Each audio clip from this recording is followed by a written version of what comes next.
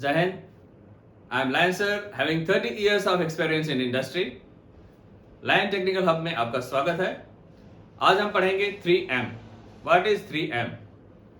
Basically 3M जो है वो जापानीज कंसेप्ट है जो आपका quality, safety and production efficiency को इंप्रूव करने में मदद करता है। यानी it is a Japanese concept to identify and eliminate non-value added activities present in the manufacturing process, right? यानी मैन्युफैक्चरिंग प्रोसेस में नॉन वैल्यू एडेड एक्टिविटीज जो है, यानी वो एक्टिविटीज जो प्रोसेस का यानी हमारे प्रोडक्ट का वैल्यू ऐड नहीं करता है।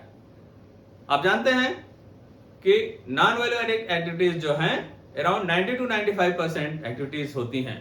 ओनली 5 to 10% एक्टिविटीज हैं जो हमारे प्रोडक्ट की वैल्यू ऐड करती हैं। बाकी सारी एक्टिविटीज जो हैं नॉन वैल्यू एडेड उसमें आती हैं, राइट? हम क्या करेंगे, हमें इसको जो है रिड्यूस करना है, यानी NVA के नाम से, नॉन वैल्यू एडेड जो है एक्टिविटीज NVA के नाम से जानते हैं। इसको हमें क्या करना है, रिड्यूस करना है, राइट? जिसमें से आज हम पढ़ेंगे 3M। बेसिकली 3M जो है आपका मुरा, मुरी एंड मुडा। व्हाट इज मुरा? मुरा का मतलब होता है अनइवननेस, और आप इसको बोल सकते हैं इम्बैलेंस या असंतुलन। हमारे सिस्टम में या हमारे प्रोसेस में अगर अनइवन है, यानी वर्कलोड आपने प्रॉपर्ली डिस्ट्रीब्यूट नहीं किया है, वो अनइवननेस के अंदर आएगा। इसको हम डिटेल में जानेंगे। अभी हम जानते हैं मुरी क्या है। मुरी होता है आपका, इसका मीनिंग होता है ओवरबर्डन, यानी आपका है फैटिग और अधिक भार। इसको जो है मुरी के अंदर आता है, यानी आपका सिस्टम जो है ओवरलोडेड है, यानी आपका मैन पावर है या आपका मैन वर्कफोर्स है वो ओवरलोडेड है, तो वो आपका जो है आएगा मुरी के under, right? And मुडा, muda means होता है वेस्ट। तो इसमें 7 डेडली वेस्ट हैं, उसको हम कवर करेंगे। और प्रेजेंट सिस्टम में थोड़ा सा चेंजेस है, वो भी हम उसके बारे में डिस्कस करेंगे। आइए जानते हैं कि मुरा बेसिकली क्या है। मुरा है जो जनरेट होता है अनइवन डिस्ट्रीब्यूशन से, या आप बोल सकते हैं इनबैलेंस एक्टिविटीज।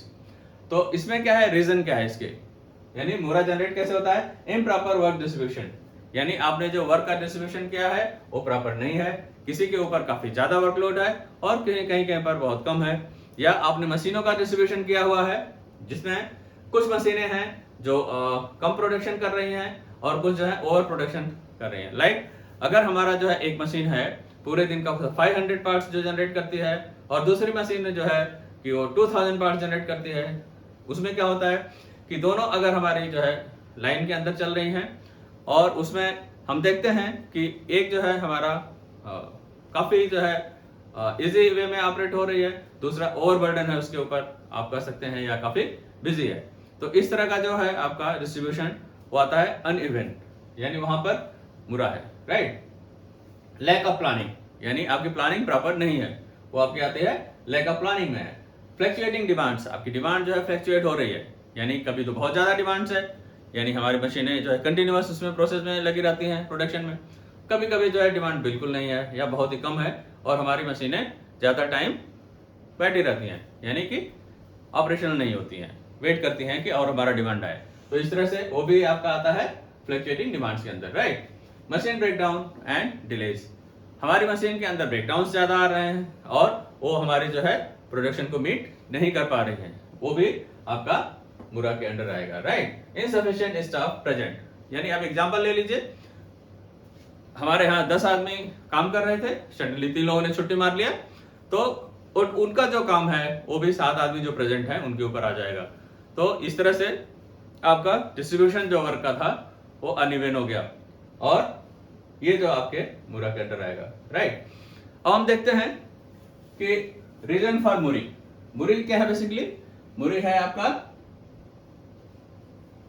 ओवरबर्डन और फैटिग, यानी इंसान जो है उसके ऊपर काफी ज्यादा वर्कलोड आ गया है, या आप ऐसा भी बोलें कि वो जो है बिल्कुल थक गया है, यानी कि उसका जो कैपेसिटी है काम करने की उससे ज्यादा काम ले रहे हैं, राइट? या अधिक भार उसको दे दिया है।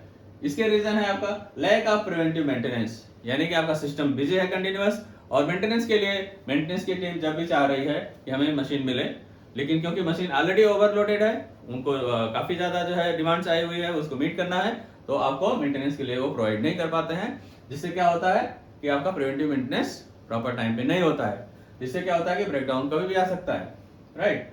Lack of proper tools and equipments, आपके पास जो है प्रॉपर टूल्स नहीं है, इक्विपमेंट्स नहीं है, उससे भी आपका काफी ज्यादा टाइम लगता है। लैक ऑफ ट्रेनिंग, आपके बंदों के पास प्रॉपर ट्रेनिंग नहीं है, उनका प्रॉपर नॉलेज नहीं है, और अनक्लियर इंस्ट्रक्शंस, उनको क्लियर इंस्ट्रक्शंस नहीं है, राइट।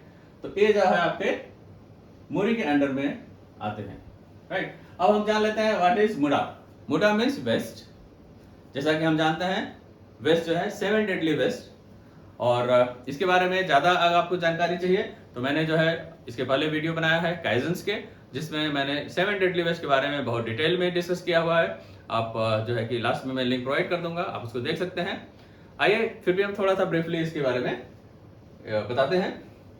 7 डेडली वेस्ट है, हम आपको लिख बताते हैं। इसमें शॉर्टकट में हम टीम ओडी के नाम से जानते हैं, TIMOOD। तो T stand for transportation,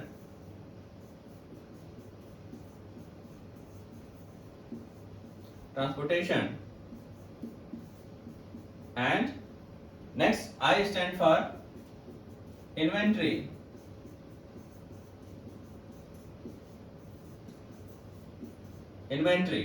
and M stand for M is motion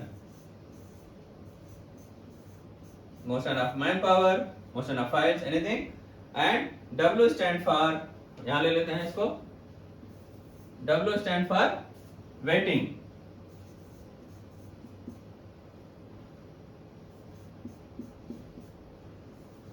waiting of manpower, waiting for raw material, and O stand for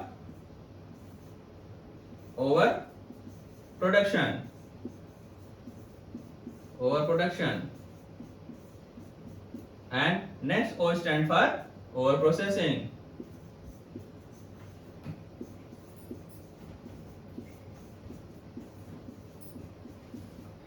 and last D stand for defect. D stand for defect, right?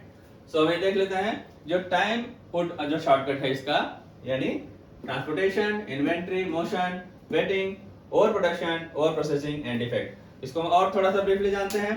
Transportation वो waste है जो हमारे product के value को add नहीं करता है, यानी कि अगर हम अपने प्रोडक्ट को लंबे दूरी तक भी अगर हम ट्रांसपोर्ट करते हैं तो उससे हमारा इसका कोई प्राइस बढ़ने वाला नहीं है, राइट। तो ये हमारा जो वेस्ट है ट्रांसपोर्टेशन के अंदर आता है, इसलिए हम इसको मिनिमम जो है रखना चाहिए हमें, ताकि हमारा इसमें एक्सपेंडिचर कम लगे। इन्वेंट्री होता है, आप जानते हैं कि हमें जो है अगर ज्यादा इन्वेंट्री हो गई तो ये हमारा अवेलेबल स्पेस को कवर करेगा, राइट। और इसको मैनेज करने के लिए हमें मैन पावर की जरूरत पड़ेगी। इसमें हमारा जो फिनिश गुड्स है या अगर हमने उसको ट्रांसपोर्ट करेंगे, सॉरी इन्वेंट्री में लंबे टाइम तक रखेंगे तो डिफेक्ट होने के भी चांसेस हैं, और उसमें हमारा मैन पावर वेस्टेज है। तो इस तरह से इन्वेंट्री हमारा एक वेस्ट है। Motion of anything, man power का अननेसेसरी मूवमेंट है या मोशन है, या फाइल्स का मोशन है, इधर से उधर जाना, ये आपका वेस्ट के अंदर आता है, राइट।